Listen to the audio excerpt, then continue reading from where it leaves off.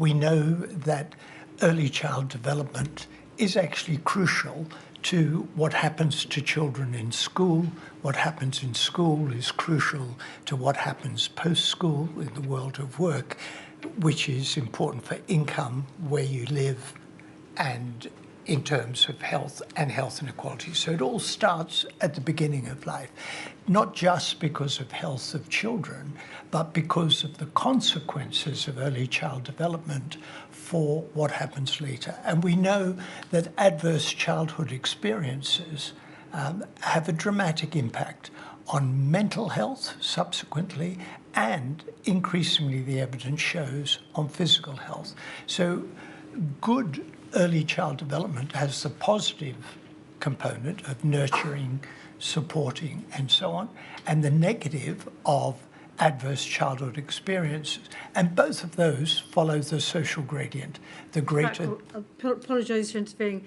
There is a limit to what I can do in conducting this inquiry, and as noble as this recommendation and aim may be, I think it may be stretching beyond my terms of reference or what it's possible for me to recommend and achieve. I take that into account, my lady. Professor, in terms of the key learning that was set out in your review and what you're expressing and explaining now, are there specific matters which you can draw together in order to explain how it affects risk management and pandemic planning? I appreciate that you're setting out the principles behind what lies in your review in terms of giving every child a start in life and creating fair employment and good work.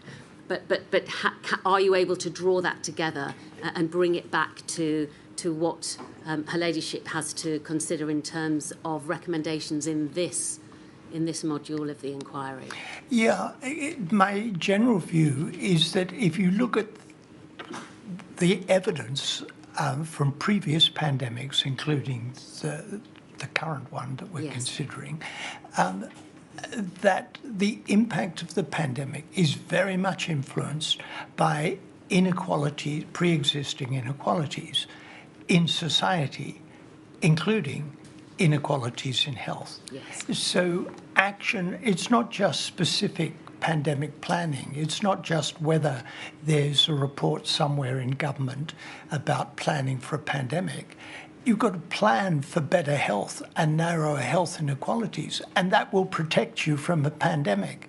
Thank you. So that's the general point. That's the point. And let's move then, please, to paragraph 199.3, because here I think you do draw together the health equity lens and the pandemic planning and preparation that my lady needs to consider in her recommendations. Pandemic planning and preparation should integrate a health equity lens across all aspects of the process. It should consider if, in future pandemics, additional social groups should be added to those based on age or clinical risk.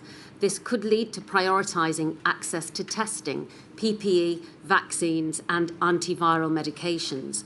Public communication messages about risk and mitigating actions should be both universal for the whole population and targeted to specific at-risk communities. Suitable PPE equipment should be stockpiled in advance and distributed according to relative occupational risk. Enhanced testing should be conducted within at-risk communities. Inequalities between and within communities, for example, local authorities, voluntary sector and NHS capacity, in terms of the ability and capacity to respond to pandemics, needs to be addressed. And finally, a universal proportionalism strategy should be applied in future pandemic planning so that mitigations are delivered for the whole population. That's universalism, but enhanced for the most in need. That's proportionalism. So planning taking into account all of the vulnerabilities and health inequalities, but also enhancing preparations, resources for those who are most at need. Yes, this reflects what we looked at in terms of the planning documents and the lack of regard for different types of social inequality. So we're suggesting here that these ethnicity, deprivation and so on should be added as risk factors in terms of pandemic planning. And then, of course, this has implications. It's not just about having a plan, like Michael says, but what does that plan mean, for example, in terms of public communications, having it translated into minority ethnic languages, for example, would clearly be a strong recommendation. So it's all well and good having a set of documents that purport to have considered these issues, but what really matters are the practicalities that need to be in place for when the next pandemic hits. Yes, what does it mean and what do we need to do differently and better? We've made some suggestions, my lady, as a way to start off thinking about this, yes. Thank you very much. Well, my lady, those are my questions. Would you excuse my back, please, whilst I just take instructions on who's going next? Thank you.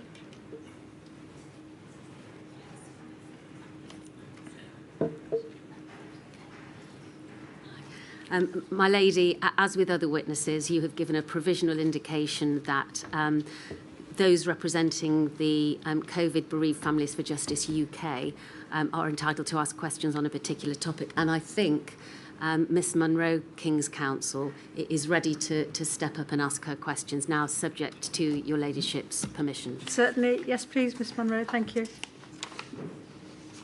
Thank you, my lady.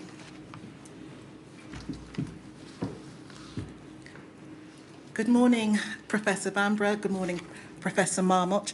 My name is Alison Munro and I represent the Bereaved Families UK, and I just have a very few questions to ask you on the topic of data capture, surveillance, monitoring. Miss Blackwell, King's Counsel, very helpfully raised the issue and introduced it earlier this morning. And in answer to a question from her regarding the paucity of data and statistics for certain groups in the population, Professor Bamborough, you said, and I quote, "The issues are that if you don't have any data, you don't know sufficiently what the health needs are of different populations in your community." Are you able to explain why there has historically been this lack of routine and reliable data, firstly in relation to ethnicity? Yes, so we're very reliant on the census in terms of, for example, thinking about calculating life expectancy, but the census doesn't actually capture everyone. So the response rates are much lower, for example, in some minority ethnic groups. So that means you don't necessarily have a clear, concise knowledge of the population size. We also have difficulties in recording mortality, so the deaths, in terms of whether ethnicity is coded or not. Putting those together, and obviously it's more complicated than I've alluded to here, and we go through some of the further issues in the report, it means you haven't got the numbers correct either in terms of population size or in deaths in order to make accurate estimates, for example, of life expectancy. And we also have migration patterns where people come in or go out, and so you find different results in terms of life expectancy for British minority ethnic groups who are British born compared to more recent migrants, for example. So there are complexities. The ONS has produce what they call experimental statistics, and that's because of these complexities in the calculation to do with the data, what data is available. As to why we don't try and have better data in terms of minority ethnic groups and other socially excluded populations, I'm afraid I don't have an answer for that one. But clearly the health and public health community need to do better in terms of making sure that we record people, because if there's no data, there's no problem. We don't see the health needs, we don't see the disparities. Thank you. And likewise, are you able to assist with this question? The paucity of, again, reliable, regularly reported data in respect of other marginalised communities, such as the LGBTQ plus community, disabled people? Yes, so in a way be seen as kind of hidden populations. So it's only in the most recent census that there's been questions asked about, for example, people's sexual identity. But again, you wouldn't necessarily have that recorded at the mortality point. So it's about how much data you want to record and how much data people are happy to share. But certainly that's why there's less. There's more in terms of survey data, for example, hence we know quite a bit about mental health, but there's less when we're looking at mortality or causes of death. Would it be correct to say that during the relevant period that this inquiry is concerned with, that you both are of the view that there was an obvious need for a national system of data capture based upon race, ethnicity and the other marginalised groups that we've been discussing this morning? I think if we had had that, with the caveats that I've outlined, then we certainly would have had more knowledge of who was most likely to be impacted, their specific health needs, and so on. However, because of looking at the planning documents, I'm not sure that would have been taken into account in planning, even if we had had such a robust data capture system. And if I could add, I lamented in my 2020 review the lack of routine data on minority ethnic groups. I'm pleased to say that the Race and Health Observatory, the NHS Race and Health Observatory, is now set up with the explicit mission of redressing that problem, of making sure that we do get regular data by minority ethnic status. And professors, when one talks about national systems, are we talking about a UK-wide data capture, or does it need to be broken down into the constituent parts of the UK? Currently the data is, because as health is devolved, then the data is set up by each nation. So if that process would continue, then each country would need to do that, yes. And then it would be up to them if I wanted to harmonise that across the UK. What, in your opinion, has been the impact of the lack of data with regards to pandemic planning and preparedness, for example, modelling and tracking the pandemic disease? What has been that impact of the lack of data? So again, when you're thinking of modelling what the pandemic might look at, and you're only looking at average or overall effects, you're obviously missing then whether it's going to affect some groups of people, some areas more than others. So that might influence your decisions about what you do. So if you had health inequalities embedded in your modelling, in your data collection processes, then you could feed that in to how you think about resource deployment, for example, in the early stage of the pandemic. And should that data gathering, and specifically we're talking about minority ethnic groups, other marginalised groups within the population, disabled people, LGBTQ community, should such data gathering reach beyond healthcare? Dr. Marmot, you're nodding. Yeah, I'll let you answer yeah, that. very much so. I mean, if the whole thrust of what we've been doing is about the social determinants of health, and so we need to understand ethnic differences in all the key determinants. Saving my ladies' patience, I won't go through them all, but we do need to understand not just socioeconomic differences, but ethnic differences in those social determinants. So it means we need to have them across all those domains. Ade Adeyemi, who's from the Federation of Minority Health Organisations, FEMO, who will in due course be giving evidence to the inquiry, he has described the absence of a national system of data capture regarding race and ethnicity as being perhaps one of the most egregious and the biggest system failures in emergency planning to be exposed by the pandemic. Would you concur with his observations there? I guess there were quite a few flaws in the Yes. planning that we've talked about today with regard to health inequalities and groups not being considered within, for example, the risk register or the contingencies and civil emergency planning. And certainly the lack of data is also an important hindrance, yes. And you've talked about the lack of data and how that impacts upon planning, modelling, tracking the disease. Would you agree that it's also important in terms of laboratory and case studies in epidemiological studies in any event? Yes, absolutely. As Michael was outlining, we would need to have more data, not just in studying pandemics and planning, but in studying all other issues of health and disease as well.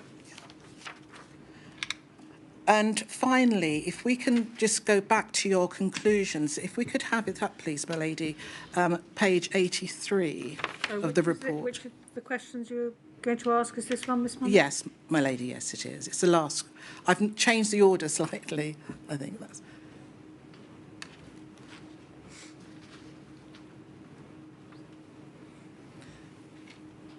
Thank you. If we could look at paragraph 199.6, that's your very final paragraph, where you've identified the need for robust data surveillance and monitoring of healthcare inequalities in respect of protected characteristics, other minority and marginalised groups in the UK as a whole. Dr. Marmot, I think it was you who said, just before I stood up, that reducing health inequalities means better health, and that means protection from pandemics. So is it fair to say that a robust data surveillance and monitoring system is also crucial in order to identify, assess, and importantly, mitigate against health inequalities generally? Absolutely. I said earlier that we have excellent statistics, routine statistics available in this country, much better than most other countries, but a lack has been the one that we've just been discussing, the routine data available for minority ethnic groups, which is absolutely crucial to understanding health inequalities, and the likely impact of a pandemic. Thank you very much, Professor Marmot, Professor Bamborough. Thank you, my lady. Thank my lady, before I sit down, before I stood up, actually, I think, I may be wrong, that Professor Marmot looked as if he had his hand up to say something else. I don't know if that's right. I did, but Right. That was Can't in the remember past. I've had that feeling before now. Thank you very much indeed, Professors Marmot and Bamborough. You've been extremely helpful. If some of the story has been rather depressing, but anyway, thank you very much indeed for all that you've done. Thank you, my lady, and that concludes their evidence. I think we are ready to go straight on to the next witness, Catherine Hammond. It just needs a quick change around in the witness box. I don't think, my lady, you need to rise. Thank you very much.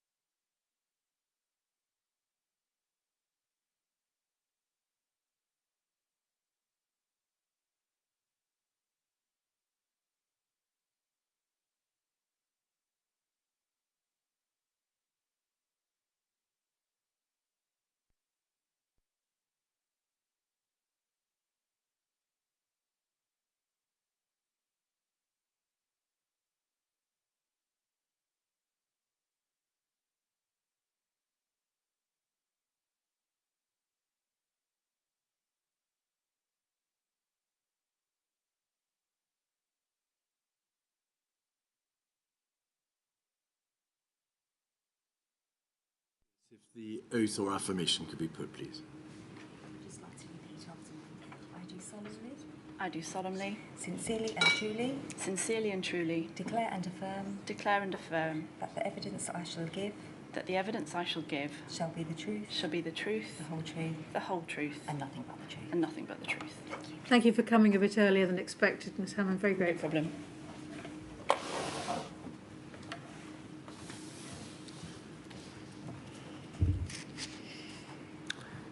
Ms Hammond, whilst you give evidence, could I remind you to try to keep your voice up? It's very important that we hear what you have to say and also that the stenographers can hear you clearly for the transcript. If I ask a question that's not clear, which is quite possible, please ask me to put it again. There will be a break at lunchtime and we'll break in the course of the afternoon as well.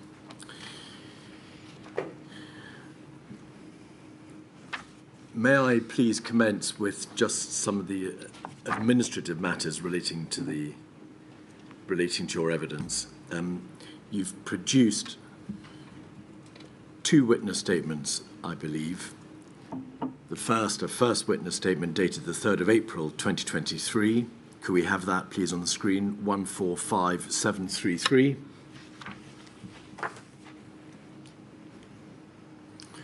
And then the last page, page 35, please.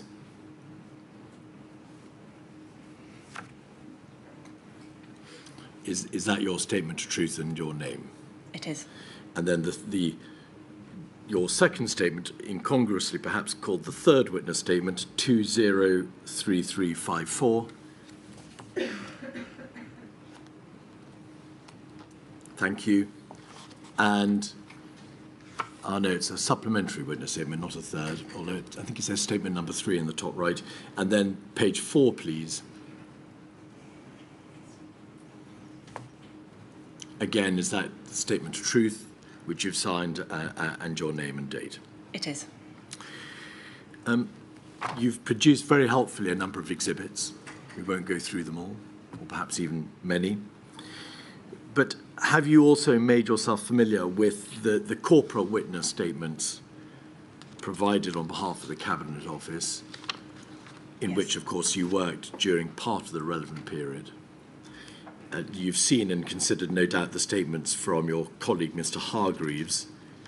There have been a number of those statements, and also the statement of Alex Chisholm, who was the permanent secretary at part of the relevant time for the Cabinet Office and its chief operating officer, or at least the chief operating officer for the civil service, and also a statement from a Mr. Matthew Collins, who was the Deputy National Security Advisor. So you've had an opportunity of looking at that material. I have.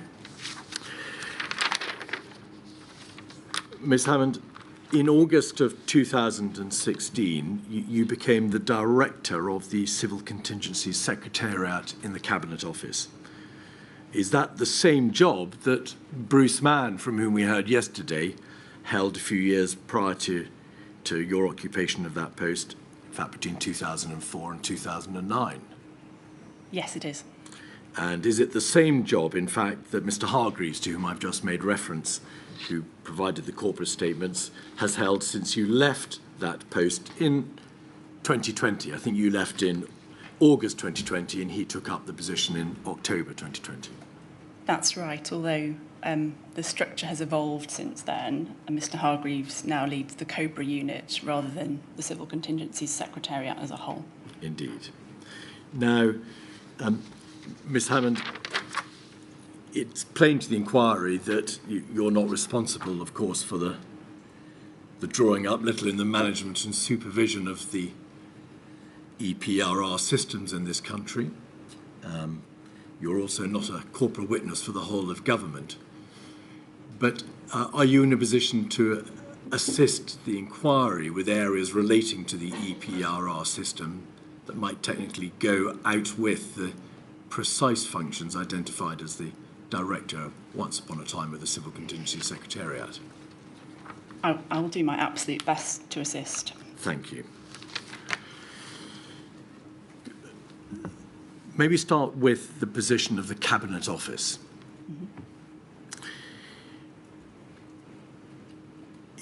In relation to the issue of the management or supervision of liaising between other government departments, what is the Cabinet Office's primary role? What does it do in the field of civil contingencies insofar as other government departments are concerned?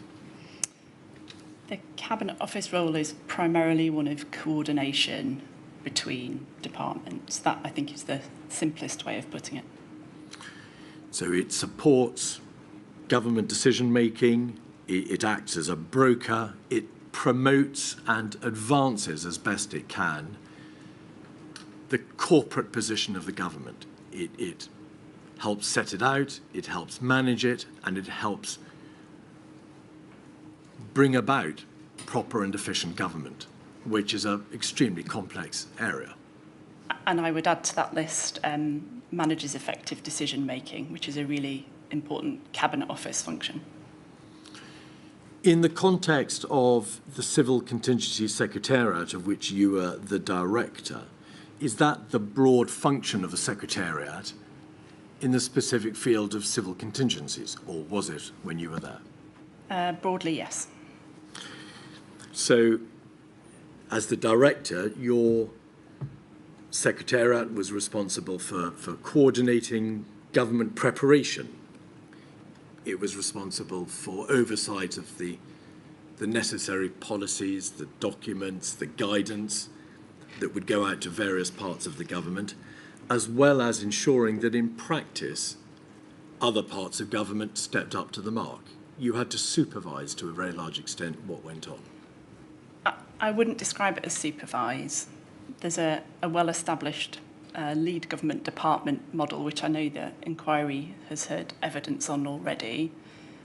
I don't think the Cabinet Office's role is supervisory in relation to that. It's coordination. All right. That may be a distinction, we'll see, without semantics. a difference. But in any event, Ms. Hammond, the CCS was the body in the Cabinet Office essentially charged with preparing for, responding to, recovering from and learning lessons from major civil emergencies. That's right. If one was to ask the very basic and perhaps a little unfair question, who is in charge, which body or which secretariat or which part of the government is in charge or was in charge at the time you were director of civil emergencies in the United Kingdom, what body would that have been? I think CCS is the point at which that comes together. In charge implies that there are... Just pause a moment. Sure.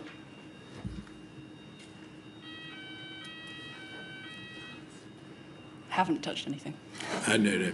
Don't worry, Miss Hammond. I was told there wouldn't be a fire alarm today. I don't think we were anticipating a test, but which may require us, in the best traditions of civil emergencies, to leave.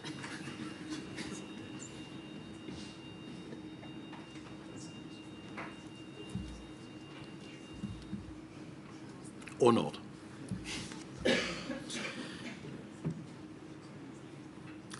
Could you tell, m'lady, please, in very broad terms, the difference between hazards and threats?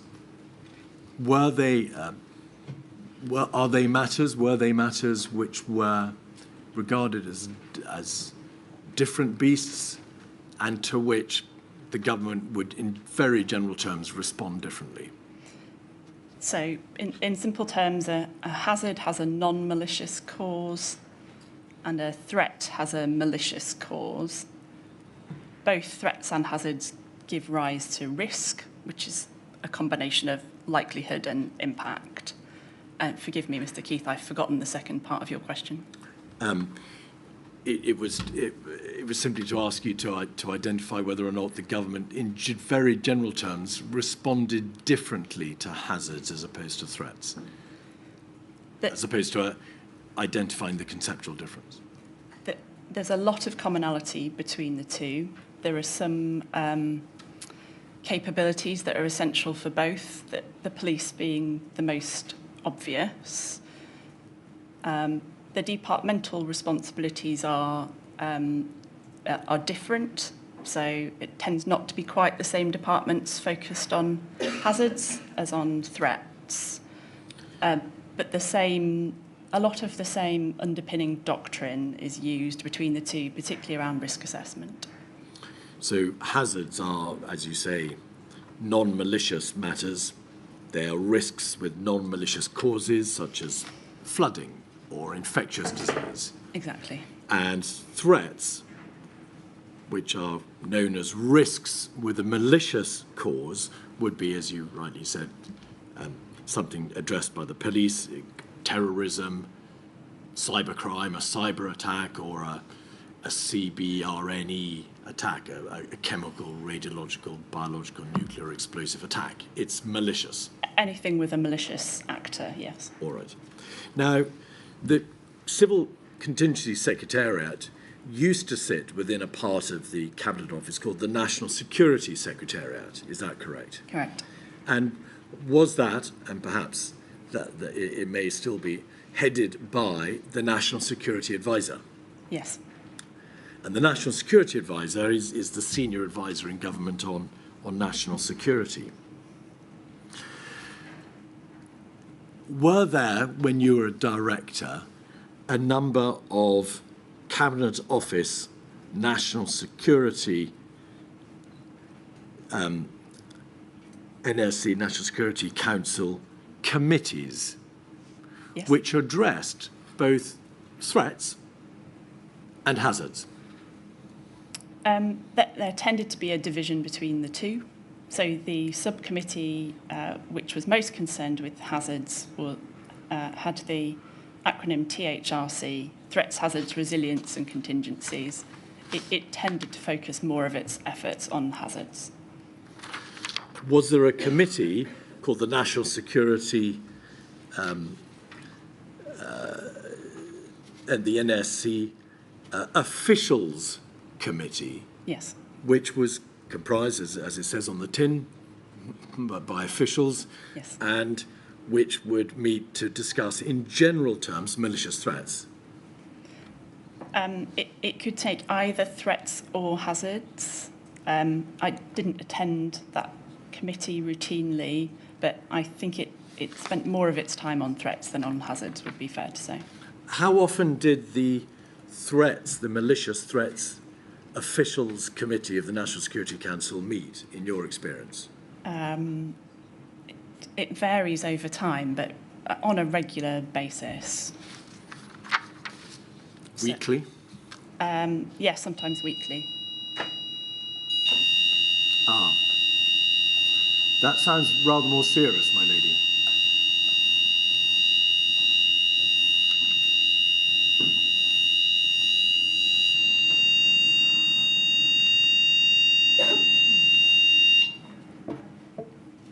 Apparently it was something on the second floor and it's being dealt with. So the malicious, the threats Carry on. Thanks. Committee, attended by officials, met weekly. How often did the analogous committee that dealt with, as you've said, threats, hazards, resilience and contingencies, the non-malicious committee, meet? So the ministerial version of that or the officials version of that, which are you referring to? Whichever you prefer to deal with first. So the ministerial version, when I arrived in post, hadn't physically met for some time, 2 or 3 years. And you have, I think, in my evidence, the rhythm of meetings from early 2017 onwards, which was more frequent than that. Beneath it sit 2 officials committees, a THRCO, which was chaired by the Deputy National Security Advisor, and that would meet, I think, roughly once a quarter. Forgive my memory if that's not right, but something like that. And A further acronym, I'm afraid, THRCRO, with the R standing for resilience, chaired by me as Director of the Civil Contingencies Secretariat, and that would meet on a sort of 8 to 10 week rhythm also. I can check more precisely if you'd like. So the National Security Malicious Committee, staffed by officials, met weekly. But on the non-malicious side, the hazard side, on the ministerial side, it hadn't sat or convened at all for a number of years when you came into position? That's right. Well, although I think a qualification is that NSCO wasn't exclusively talking about threats. It did on occasion take hazard risks too. That was also true of the NSC. Yes, but it was an occasional thing. It was not the biggest proportion of its business, is how I would frame it. And the Ministerial Committee, which provided oversight, the Ministerial National Security Council Committee, Threats, Hazards, Resilience, Contingencies, failed to convene at all for a number of years. And during your tenure of the directorship of the Civil Contingency Secretariat, was that ministerial committee, in fact, abolished altogether? It was taken out of the committee structure in July 2019, which was the point at which the whole structure was being rationalised to take into account the focus on Brexit. When it was taken out of the structure, it was always my understanding that it would be reinstated once that phase was over. Ms. Hammond, when a committee is taken out of the committee structure, it no longer exists, does it? True, but with one qualification, which is that at that point it was really clear it could be reconvened if needed, for example, to provide clearance for the risk assessment. Was it abolished? If you wish to use that word, yes. Did it ever sit again? It didn't sit again in my time in CCS. No.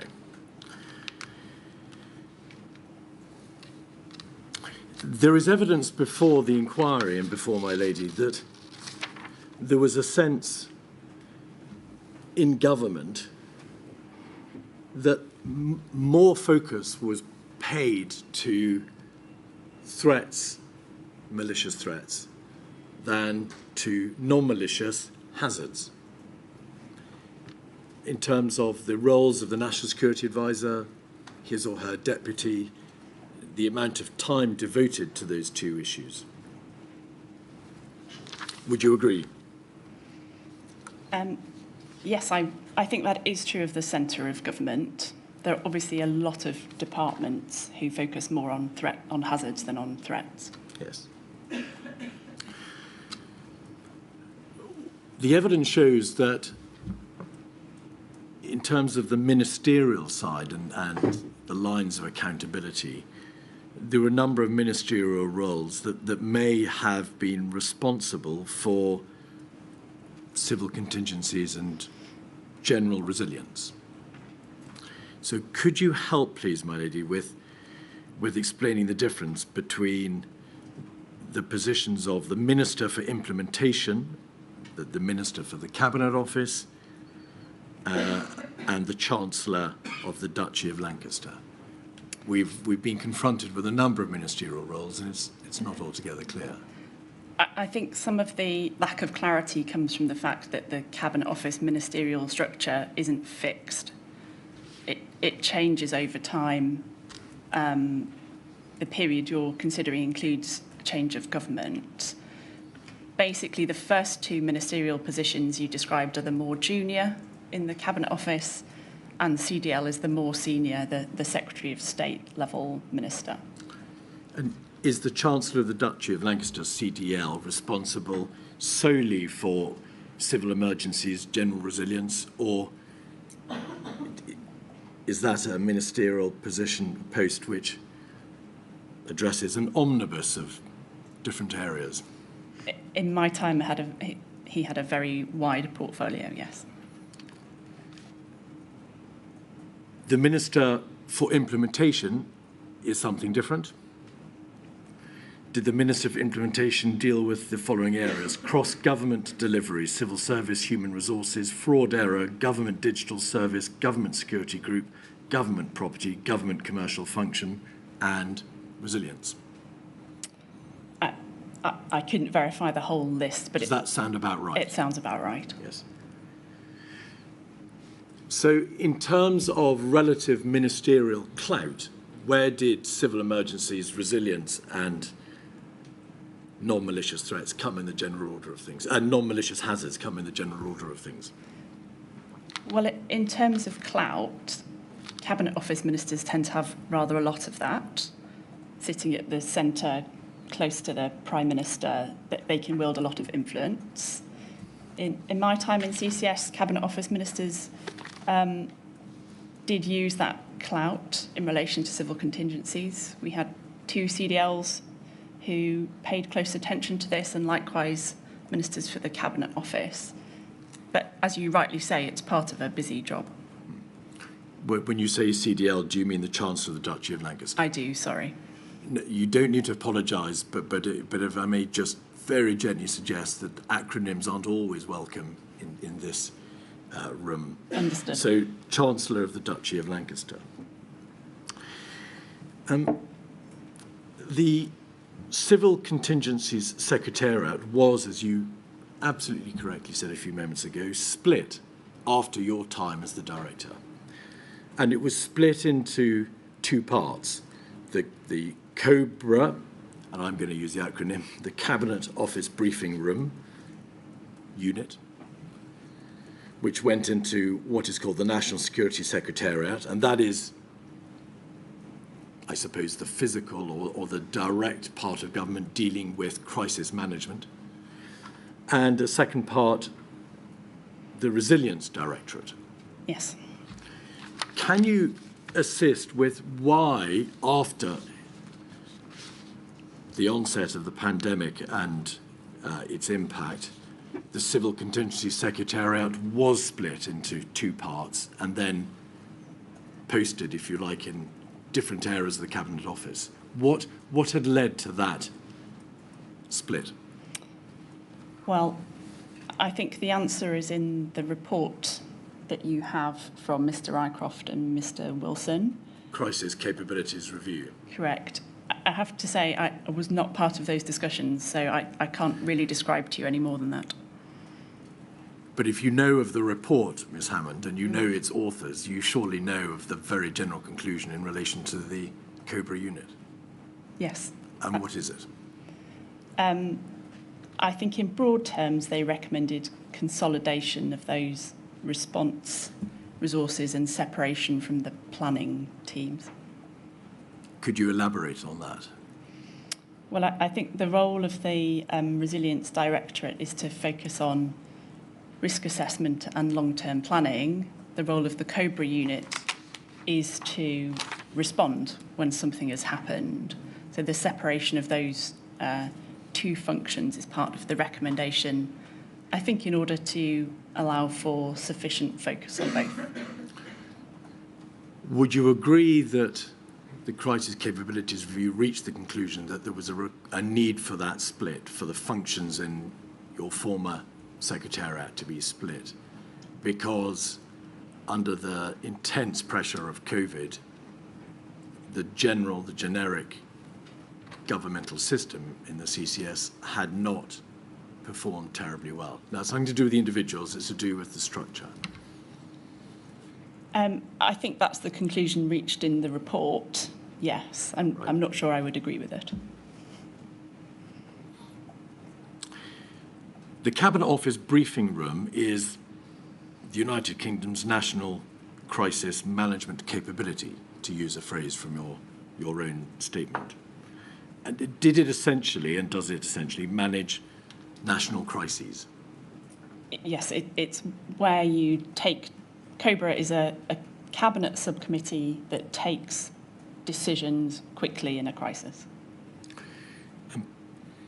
And it's self-evident, is it not, Ms. Hammond, that there will be different types of emergencies that a country or a region or a locality in a country may face. And some emergencies are more serious than others. And if there is what's known as a level 2 or 3 emergency, a catastrophic emergency, something threatening the nation as a whole, that is the sort of thing that would be dealt with by, would lead to the convening of the Cabinet Office briefing room, COBRA. Yes. And it operated at least at the start of COVID, did it not? Yes, and was still operating in support of COVID as I left in August 2020.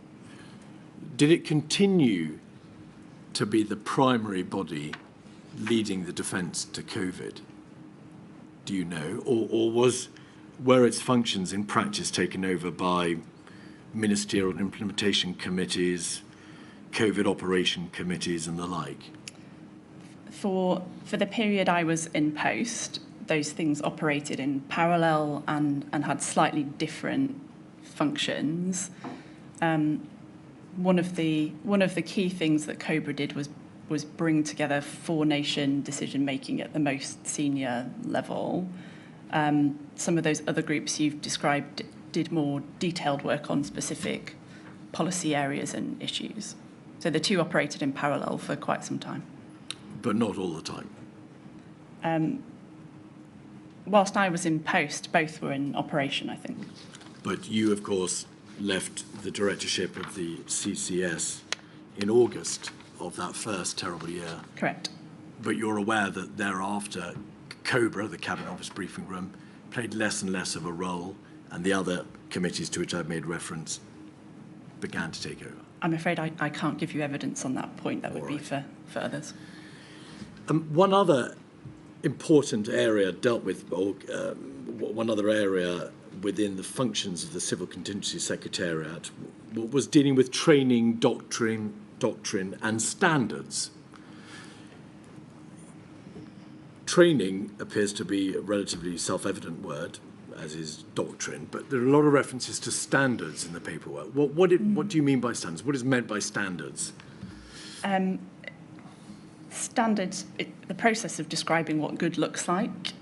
Specifically, in my time in CCS, it meant contribution to international standards on resilience and civil protection, and it meant development of the first set of resilience standards for use by local resilience fora in the UK, which you have in your evidence, I think.